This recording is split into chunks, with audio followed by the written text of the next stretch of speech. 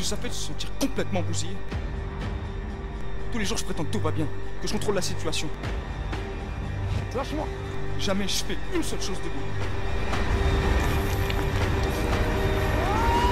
Ça part d'une histoire vraie d'un ami proche à moi qui a vécu une situation similaire. Et en fait, aujourd'hui, bon, ça fait plusieurs années qu'il s'en est remis. Bon, il a malheureusement perdu son épouse. Il a perdu son travail, son logement.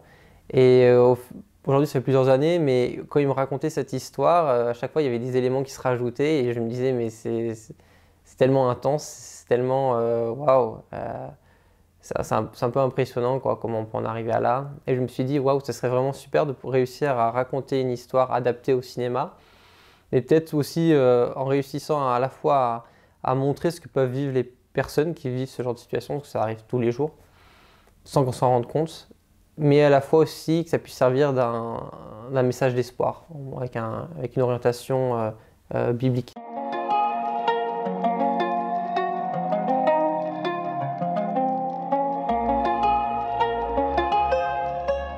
Bonjour à tous, je m'appelle Romain, j'ai 26 ans et je dirige une société de production qui s'appelle prodelite.com, voilà, qui est spécialisée dans la réalisation de projets corporate, publicité, événementielle.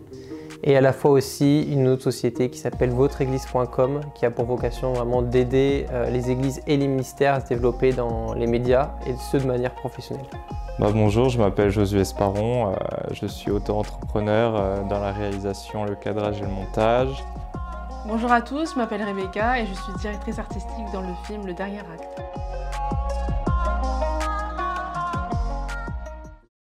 Quand on est tombé sur l'acteur qui interprète Josh, qui s'appelle Dimitri, on a été vraiment tous interpellés par son authenticité, par son jeu d'acteur, sa sensibilité.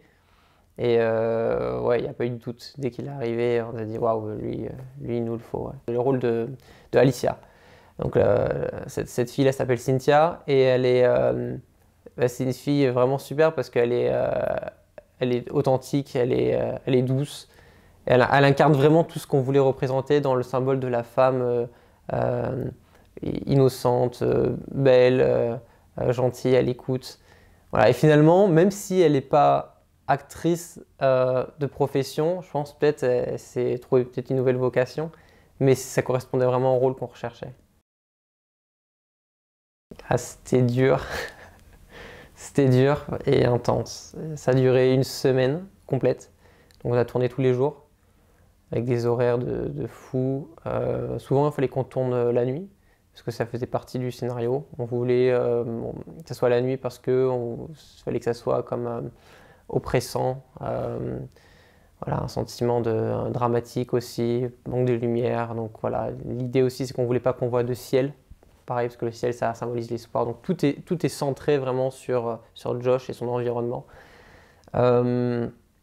Donc le tournage, ouais, était long, était compliqué, parce qu'on était en manque d'effectifs. Comme c'est notre premier projet, on a fait ça entre nous. Donc c'est vrai qu'on devait occuper chacun plusieurs postes à la fois. On avait quand même l'aide de notre chargé de production et un stagiaire qu'on avait recruté aussi, mais même malgré ça, ça n'a pas suffi. Donc le côté difficile, c'était qu'il fallait à la fois gérer l'humain, parce qu'on a affaire avec des êtres humains, des acteurs, donc c'est pas toujours facile, plus être concentré sur son travail.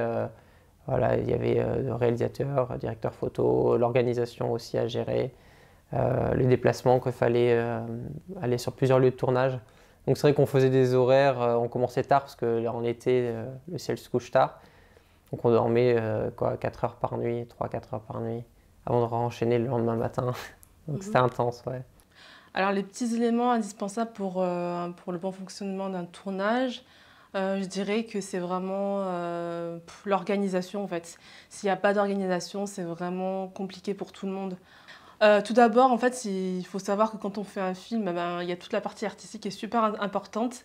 Et du coup, moi, j'ai fait tout ce qui était vraiment visuel, aspect visuel. Donc, ça peut être les lieux, en fait, avec la décoration, les personnages, comment ils vont être habillés, le maquillage, la coiffure, en fait, toutes ces choses dont en fait, personne ne pense.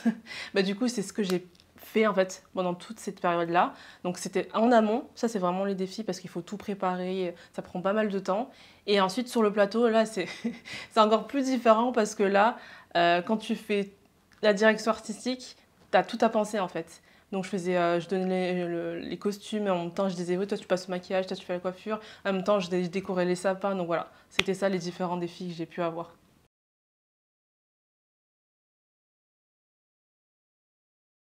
En fait, je pense que c'est l'histoire que Romain m'a racontée. Donc, on était dans un fast-food très connu et il m'a raconté toute l'histoire et comme quoi ça venait d'une histoire vraie. Et l'histoire du combat que cette vraie personne a mené, c'est vrai que c'était commun et unique à la fois. Donc, je pense que c'était très intéressant à raconter. Et après, du coup, on l'a romancé, on l'a adapté. Par exemple, Romain, il voulait que ce soit un peu dans le monde du cinéma, qu'il soit un peu acteur. Du coup, ok, on met qu'il soit acteur. Enfin, voilà. Quand je regardais les films, je trouve ça super important en fait, d'avoir une morale derrière et pas juste de regarder un film pour regarder un film. Mais si ça peut apporter de l'aide ou bien si ça peut apporter une réflexion sur le monde actuel, c'est vraiment le plus en fait, je trouve. Donc je dirais à cette personne qui est en dépression, qui ne se sent pas bien, qui est un peu accablée, d'en parler en fait à son entourage, à sa famille, à ses amis. Et moi, parce que c'est ce que j'ai fait.